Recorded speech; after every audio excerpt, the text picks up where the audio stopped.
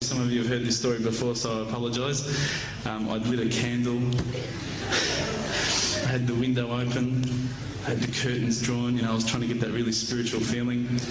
It was a nice summer night in Melbourne, as summer as it can get in Melbourne, and I was sitting there thinking, this is it, this is the night. I'd been, investigating all the spiritual proofs, all the scientific proofs about the fact that the mountains are the pegs, about, how the embryo develops inside, the woman, all these amazing proofs, but I still needed that little push. It's like I was on the edge of a cliff, I was ready to jump, I just needed a push.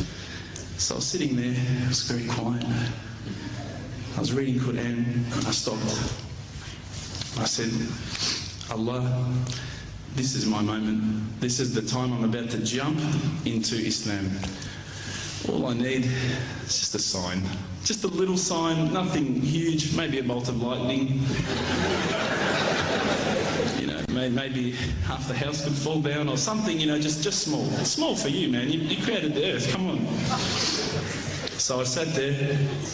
I was waiting for the candle to start lighting up to 4 metres high like in the movies. And I go, okay, go.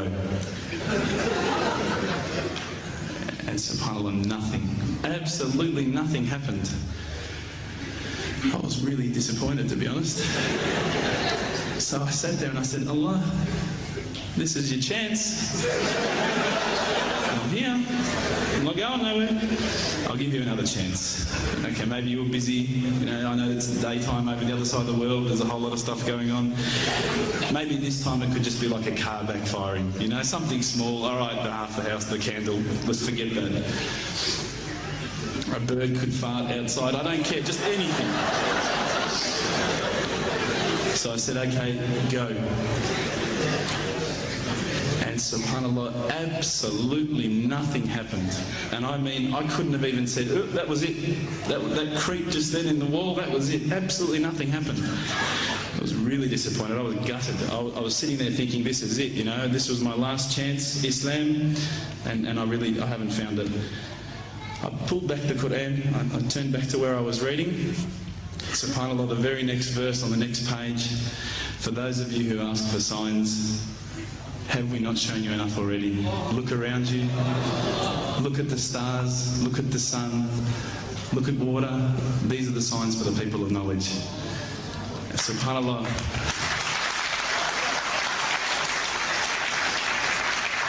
I threw the doona over my head and I pretended I was asleep. I was that scared because I couldn't believe how arrogant I'd been to want my own specific sign when all the signs had been there for me all along. The fact that we have this world, the fact that there is this creation, these are the signs for all of us. The next day I decided this is it, I'm becoming a Muslim.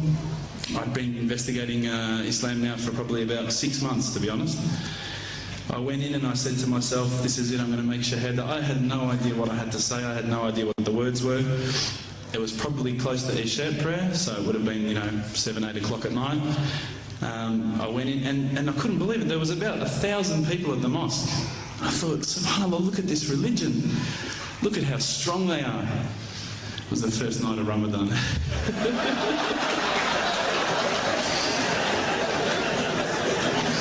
Ramadan Muslims. So I sat there and I was very nervous, I must admit. I got up and this person's going to me, you got to say these words, bro, Ashhadu. I'm going, what? Ash what? Can't I just say it in English? No, they say, no, you got to say it in Arabic. And I thought, I looked out over the sea of beards that I could see in front of me and I thought, if I get these words wrong, I'm a dead man. Again, I had this fear, And they were staring at me, and I don't know if you know this, but Australians can't stare. Lebanese people can stare. So I was sitting there, I was very scared. I got up, and subhanAllah, as soon as I started to say the words, all fear went out of my mind. It felt as though a shower was inside my head and someone had just turned on the cold tap. Felt like I'd been flushed clean. I said the words, and I wasn't expecting so many brothers to come up and yell, Takbir, Allahu Akbar, and start kissing me and hugging me. Now, I'd never been kissed by that many men in my life. But it was a beautiful day, I must admit. And that day was the day that I had more brothers than I could ever imagine, more sisters as well. But I guess since that day I've never looked back. My family, I think, initially were very worried that I was going to be, I guess, a little bit weird towards them. They thought that I was going to break out the AK-47s and the grenades. But they realised, I think, soon that this religion was actually making me a better person. Prior to Islam, you're not going to believe it, I had a mohawk. I did. I had, I'm not going to show you any photos. I had army greens, I had the Metallica t-shirt, I had the cherry dogs. I was shocking, right? I thought I looked great, but I looked terrible. And alhamdulillah, ever since then I look as good as I do now. No, don't laugh, please. But my parents were the first people to actually say to me once, which really amazed me. They said, my father actually asked me for the Quran recently, which I was really happy about. I always thought he'd be one of the hardest people to work on. But he said to me, ever since you've been a Muslim, you've been a better person. You're more reliable. I can count on you to come and pick me up if my car breaks down. Whereas before I got Dad, I was drinking last night. I don't know if it's still out of my system.